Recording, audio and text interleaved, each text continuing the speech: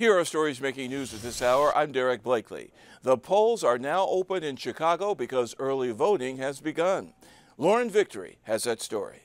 Illinois' primary day is March 20th, but today starts early voting in 104 locations across Chicago and the suburbs. Here's the one called the Super Loop polling place. It opened at 9 a.m. and people are already here.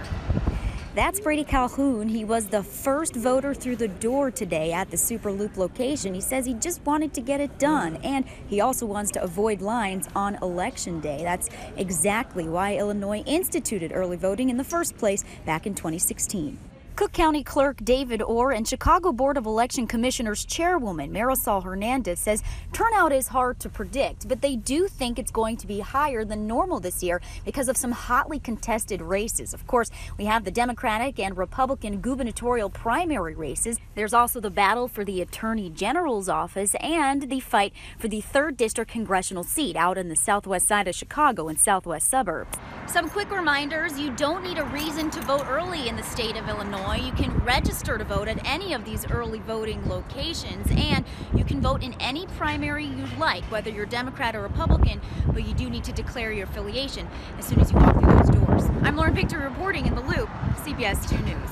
The Carson Peary Scott store in South Suburban Madison closed without warning this weekend. Employees found out Sunday when they arrived for a mandatory meeting. The Madison location was not on the list of closures Carson's announced back in January. Some 160 employees are expected to be transferred to other stores. And finally, meteorologist Kay Kleist is tracking some snow in our forecast. We've been dry but cloudy all morning, and now we're watching this large swath of precipitation inch in our direction.